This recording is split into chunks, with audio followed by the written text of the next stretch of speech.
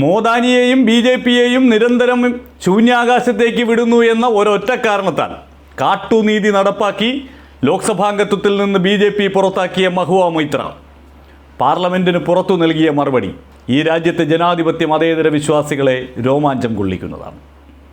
എനിക്കിപ്പോൾ 49 വയസ്സാണ്. ഇനിയും ഒരു 30 വർഷം കൂടി ഞാൻ BJPക്കെതിരായ പോരാട്ടത്തിൽ ഉണ്ടാകും. പാർലമെൻറ്റിനകത്തും പുറത്തും. അതാണ് ശ്രദ്ധിക്കേണ്ടത്. പാർലമെൻറ്റിനകത്തും ഞാൻ ഇനി ഉണ്ടാകുമെന്നാണ്. ഈ ഒരു പുറത്താകൽ കൊണ്ടൊന്നും അവസാനിക്കുന്നില്ല. മോദിക്കും അദാനിക്കുമെതിരായ പോരാട്ടം ഈ പുറത്താകൽ കൊണ്ട് അവസാനിക്കുമെന്നാണ് നിങ്ങൾ കരുതുന്നതെങ്കിൽ അത് നടക്കാൻ പോകുന്നില്ല. ഞാൻ ഇനിയും തിരിച്ചു വരുമെന്ന് പാർലമെൻറ്റിനകത്തും പുറത്തും ഇതിനേക്കാൾ ഉച്ചത്തിൽ താൻ പോരാടുമെന്ന്. I'm 49 years old. I will fight you for the next 30 years inside parliament, outside parliament, in the gutter, on the streets. This is the beginning of your end. जब नाश मनुष्य पर छाता है तो पहले विवेक मर जाता है. We're going to come back and we're going to see the end of it. Mahua മൊയ്ത്രയെ അവർക്കെതിരായിട്ടുള്ള എത്തിക്സ് കമ്മിറ്റി റിപ്പോർട്ട് ചർച്ച ചെയ്യുന്ന ലോക്സഭയിൽ ഒന്നും മറുപടി പറയാൻ പോലും അനുവദിക്കാതെയാണ് ഇവർ അവർക്കുള്ള ഭൂരിപക്ഷത്തിൻ്റെ പിൻബലത്തിൽ പുറത്താക്കിയത്. ചെയ്ത കുറ്റമെന്താ? ലോഗിൻ ID മറ്റൊരാൾക്ക് കൈമാറി എന്നുള്ളതാണ്. പണവും പാരിതോഷികങ്ങളും സ്വീകരിച്ചു എന്നുള്ളതാണ്. പണവും പാരിതോഷികവും ചോദ്യം ചോദിക്കാനായി സ്വീകരിച്ചു എന്നുള്ളതിന് ഒരു തെളിവും ഹാജരാക്കാൻ ആരോപണമുന്നയിച്ച BJPയുടെ നേതാക്കൾക്ക് സാധിച്ചിട്ടില്ല. മഹുവ മൊയ്ത്രയുടെ പഴയ പങ്കാളിയെ കൂട്ടുപിടിച്ച് അയാൾ പറയുന്ന കുറേ കാര്യങ്ങൾ ഉപയോഗിച്ചൊരു തിരക്കഥ തയ്യാറാക്കി നേരത്തെ സഞ്ജയ് സിംഗിനെയും രാഹുൽ ഗാന്ധിയെയും ഒക്കെ പൂട്ടാൻ തയ്യാറാക്കിയ തിരക്കഥ പോലെ തന്നെ ഒരെണ്ണം ഉണ്ടാക്കി ആസൂത്രിതമായി ഒരു എത്തിക്സ് കമ്മിറ്റി റിപ്പോർട്ടുണ്ടാക്കി മഹുവയെ പുറത്താക്കുന്നു. ലോഗിൻ ID എങ്ങനെയൊക്കെ കൈകാര്യം ചെയ്യാമെന്നുള്ളതിന് ലോക്സഭയോ രാജ്യസഭയോ ഒരു ചട്ടവും മുന്നോട്ട് വയ്ക്കുന്നില്ല. നിങ്ങളത് നിങ്ങൾ മാത്രമേ ഉപയോഗിക്കാവൂ, നിങ്ങളുടെ അസിസ്റ്റൻറ്റിന് പോലും കൊടുക്കരുത് എന്ന് പറയുന്നില്ല. അത്തരമൊരു സാഹചര്യത്തിൽ അതൊരു മഹാപാതകമാണ് എന്ന് കണ്ടെത്തി ഒരംഗത്തെ ലോക്സഭയിൽ നിന്ന് പുറത്താക്കി കളഞ്ഞാൽ അതോടുകൂടി അവർ വായിൽ പ്ലാസ്റ്റർ മുട്ടിച്ച് വീട്ടിൽ പോയി മിണ്ടാതിരുന്നു കൊള്ളുമെന്നാണ് അവർ കരുതുന്നത്. തൃണമൂൽ കോൺഗ്രസിൻ്റെ അംഗങ്ങൾ ലോക്സഭയിൽ ഈ വിഷയത്തിലെ ചർച്ച നടക്കുമ്പോൾ ഞങ്ങൾ സംസാരിക്കുന്നില്ല, ഞങ്ങളുടെ സമയം ഞങ്ങളുടെ സഹപ്രവർത്തകയായ മഹുവ മൊയ്ത്രയ്ക്ക് കൊടുക്കണം, അവരുടെ ഭാഗം വിശദീകരിക്കാനെന്ന് പറഞ്ഞിട്ട് പോലും കേൾക്കാതെയാണ് അവരെ വോട്ടിനിട്ട് പുറത്താക്കാൻ തീരുമാനിച്ചത്. ഭൂരിപക്ഷമുണ്ട്, അതുകൊണ്ട് എന്തും നടക്കും. പക്ഷേ എതിർ ശബ്ദങ്ങളെ അങ്ങനെ അങ്ങ് ഇല്ലാതാക്കി കളയാമെന്ന് ചിന്തിച്ചിട്ടുണ്ടെങ്കിൽ അത് നടക്കില്ല എന്ന് രാഹുൽ ഗാന്ധിയുടെ അനുഭവം തെളിയിച്ചതാണ്. എന്തായാലും രാഹുൽ ഗാന്ധിയെപ്പോലെ, സഞ്ജയ് സിംഗിനെ പോലെ, രാഘവ് ചദ്ദയെ പോലെ BJPക്കെതിരെ ശബ്ദിച്ചാൽ ഞങ്ങൾ പുറത്താക്കി കളയും, ഞങ്ങൾ നിങ്ങളെ ലോക്സഭയ്ക്കകത്തോ രാജ്യസഭയ്ക്കകത്തോ കയറ്റില്ല എന്ന് പറയുന്നവർക്ക് മഹുവ മൊയ്ത്ര നൽകുന്ന മറുപടി ഉണ്ടല്ലോ, ആ മറുപടി ജനാധിപത്യത്തിൻ്റെ ഒരു സുന്ദര നിമിഷമാണ്. ഒരു സംശയവുമില്ല. ഉറപ്പുണ്ട്, മമതാ ബാനർജിയും തൃണമൂൽ കോൺഗ്രസും മഹുവ മൊയ്ത്രയെ ചേർത്ത് പിടിക്കുക തന്നെ ചെയ്യും. അവരിനിയും പാർലമെൻറ്റിൽ എത്തുക തന്നെ ചെയ്യും. അവർ ഇനിയും മോദാനിക്കെതിരെ ശബ്ദിക്കുക തന്നെ ചെയ്യും. Since I was not allowed to speak inside Parliament, I am using this opportunity to speak outside Parliament. I thank all my colleagues as part of the India Alliance. I thank my party, everybody for standing by me. The 17th Loksabha has indeed been historic.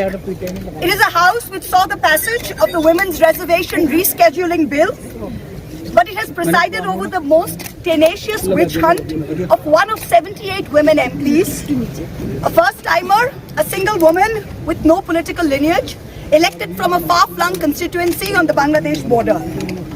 This Lok Sabha has also seen the weaponization of a parliamentary committee. Ironically, the Ethics Committee, which was set up to serve as a moral compass for members. Instead, it has been abused egregiously today to do exactly what it was never meant to do, which is to bulldoze the opposition and become another weapon to thokdo us into submission. This committee and this report has broken every rule in the book. In essence, you're finding me guilty of breaching a code of ethics that does not exist. The committee is punishing me for engaging in a practice that is routine, accepted, and encouraged in the House. The findings are based solely on the written testimonies of two private citizens whose versions contradict each other in material terms, none of whom I was allowed to cross-examine. One of the two private citizens is my estranged partner who, with malified intention, masqueraded as a common citizen in front of the committee. The two testimonies have been used to hang me. They're at polar opposites to each other. The complainant says I accepted cash in consideration from a businessman to ask questions in furtherance of his commercial interests. But the businessman's suo motu affidavit says I pressurized him into uploading questions to further my agenda. The two are at polar opposites. The ethics committee, without getting to the root of this, has decided to hang me. It is no evidence of any cash, of any gifts, anywhere. The recommendation of expulsion is based solely on the ground that I have shared my Loksabha portal login. There are no rules whatsoever to govern the sharing of logins. As the hearing of the ethics committee demonstrates, all of us MPs are conveyor belts to get questions from the public, from citizens, and to voice that in parliament. What is important is that if this Modi government thought that by shutting me up, they are going to do away with the Adani issue, let me tell you this, that this kangaroo court has only shown to the all of India that the haste and the abuse of due process you have used demonstrates how important Mr. Adani is to you and to what length you will go to harass a single woman MP into shutting her into submission. Tomorrow the CBI will be sent to my house. I'm sure they will harass me for the next 6 months. But I would like to ask, what about the 13,000 crore coal scam of Mr. Adani that the CBI and the ED have not found place to look at? You tell me I have compromised national security with a login portal? Mr. Adani is buying all our ports, all our airports, and his shareholders are foreign professional investors, and the Ministry of Home Affairs is giving them clearance to buy all our infrastructure. Ramesh Biduri stands up in Parliament and says to Danish Ali, he's one of 26 Muslim MPs, only one of 26. In a country of 200 million Muslims, the BJP has 303 MPs and has not sent one Muslim to Parliament.